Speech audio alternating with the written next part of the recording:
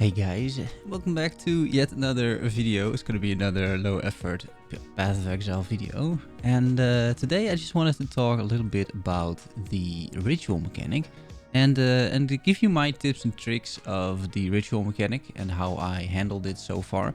And I think I want to divide this in the leveling part whenever you're going through the campaign and then the end game part. Now I don't really have leveling part footage anymore. Once again, it's just going to be one take. But I'll just jump in game. You can see over here, this is my character currently. So far, we're actually doing really well. Level 87. It is Sunday morning, 5 a.m. So the servers have been opened for roughly, let's say 36 hours, not even. So we're doing pretty well, I would say. And if you look at the atlas and everything, so I have done a lot of rituals already, right? So I'm just going to explain to you how it really works and also give you sort of my thoughts on how you should handle them. So let's just dive into my beautiful hideout, which is very functional but also very ugly. And we're just gonna run a map, right? So I don't obviously have tier 15 maps just yet, as I'm sure you know. The only thing I cannot explain to you, by the way, will be the ritual vessels. That's for a later date. I need to figure out a decent way how to, you know, what to do with these things. Alright, so it doesn't really matter. I'm gonna take something I have plenty of. So it's just gonna be tier 4, right? I think. Let me check. Do I have more tiers? I have a decent amount of these. So let's do a glacier. I kind of like glacier. Let me get rid of some currency here. I don't care too much about it. This is all self-found, by the way. Alright, so we put in the map device. It's going to be a glacier map. I like those maps. You don't do anything. The Maven mechanic, I'll make a different video about this, right? But we do also get a Maven mechanic this time. So it's kind of okay, I guess. Let's activate the map. And we'll run it. And what you will see is that we will run into this ritual pretty soon, right? You also get a little bit of a glance now of the build. And here it is, right? Here's the first one. So you can see it on your mini-map. It's got this... I honestly don't know what it is. It looks like a small yellow version of the guys that are on the toilet, right? The toilet icon of men. So you just clear around it a little bit, and then within the circle, you don't have to pull mobs into the circle, by the way. That's unnecessary. And you just interact to begin the ritual, right? So you click. And now it basically revives everybody over here, right? And it also spawns new monsters, by the way. It's not only whatever you pulled in here. It also spawns new monsters, right? So just kill everybody again. And these monsters keep coming back in subsequent rituals, by the way. Alright, so you're done. And now interact to view favors. So what you've now received is tribute, right? So by killing these monsters, you've gained tribute. And just imagine for a little bit that you're leveling. The way I handled this during the campaign and while leveling is that I simply just looked at what is being offered to me. And then I made a decision like, okay, do I want to go for the next ritual sites? Or do I just want to skip this zone and go to the next one? Because while you're leveling, unless you got a really strong build or this is your second or third character and you have a ton of gear, otherwise these rituals do take quite a bit of time because these monsters are pretty tough. Now you don't see it here because, you know, I'm pretty strong myself and this is a low tier map.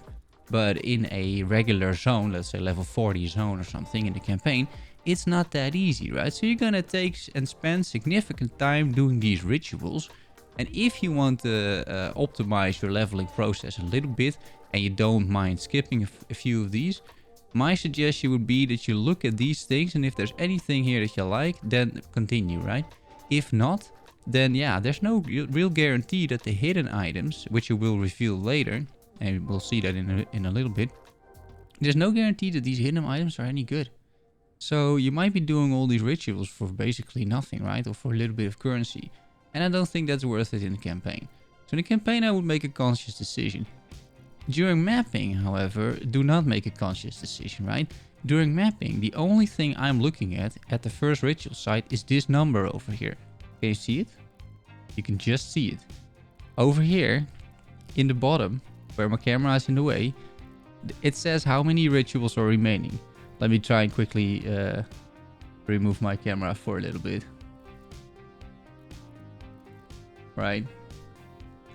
Very slowly, because I don't want to mess it up. See? 2 rituals remaining. That's what it says. This means there are 2 more ritual sites, like the current one, in this map. Right? That's what it means. Alright, so I don't look at the items, right, when I'm mapping. I just look at this number over here. I see, oh, okay, 2 more ritual sites remaining, right? And I just continue. My mana is gone. Right? So I just continue the zone. I will actually clear the zone, which shouldn't take too long, but you get a bit of an indication of how the build goes as well. As a nice side effect, guys. So here, you just click the second ritual site. And this one I'm not even gonna see what it's going to spawn, right? Because I know there's a third one. And I'll show you the reasoning, and I'll tell you a little bit about the reasoning already. About like how I'm doing it like this. And that's simply because you want to make your decisions at the end, right? You're clearing all of this anyway because you're mapping, and you want to kill as many monsters as you can, right? So in order to maximize the loot that you're getting and like the map sustain and stuff like that. Well, as you can see, map sustain is not an issue at all this league. I have so many maps, so really no issues there whatsoever. But yeah, in other leagues, map sustain could definitely be a bit of a thing. So we'll just kill everything over here. And here's the last ritual site, right? So I'm dropping some wither totems. I'm activating my Vile Haste. And what you will notice is that all the enemies that we killed previously in these rituals, and all the enemies that we killed around it who get revived, they come back into subsequent rituals, right? And quite often, not in this map, but quite often you find these ritual sites also near the boss. So it could be a strategy that first you kill the boss in this ritual site, and then you do the other ritual sites, and you get to kill the boss 2 or 3 more times, and he gives you a lot of tribute, right? So this is the end, right? So we have 0 rituals remaining, and now you can make your decisions, right? Because now you have full information. You know everything, right? So the risk if you pick something first and then you clear more and then you look at it and then suddenly, let's say I really want this bright beak, right? I don't think I've ever seen this item, to be honest, but let's say you really want bright beak, as all of a sudden you don't have enough. Now I can just buy it straight away, but let's say that this is a headhunter, right? Very expensive. In order to defer the item, because that's what we're going to be talking about now, you need a certain amount of tribute. It costs 15% of the cost, right? If you don't have that tribute, it's gonna feel really bad, right? So always make sure that you leave your decision making till the end of the map, till you have like full information, and then figure out, okay, what do I want, right? So you have basically 2 options. You can buy things outright, so I can just buy this quiver if I want. It says how much tribute it costs, right? 294. This is how much tribute I have. I could reroll if I want for 2000 tribute. That might be worth it, right? If there's nothing here you like. I think generally speaking this is a waste of tribute, but you could do it. It's because it costs a lot, right? 2000 tribute, that's half of what I earned. So I think this is quite expensive, but that's probably by design. There's some currency over here. These talismans might be good early on. I mean, this gives you 47% cold damage. These can roll rather well, but you have to get pretty lucky. And then of course, yeah, some generic currency, right? I'm so self-found, but if you're in a trade league, Chaos Orbs is obviously good. I am actually picking up quite a few Perandus coins, you never know, right? Yeah, and then this is also pretty decent, right? The item itself is not too bad, but just getting a bunch of June unveiled items, not a bad choice, I feel, because you want to get those crafts out there. So, two options here. I will buy the Bright Beak straight away. So you just pick it up and do this, or you control click, right? It's also control click. And now I have 2300 remaining. I will show you how to defer. So you click the button over here, right? You click the button, you select whatever you want to defer. So let's say this quiver, and you click confirm, right? You say pay 15% of the original cost to defer the item. This item will reappear at a later area. A later area, that's a new map, right? Or another zone if you're in the campaign. It does not mean the next map or the next zone.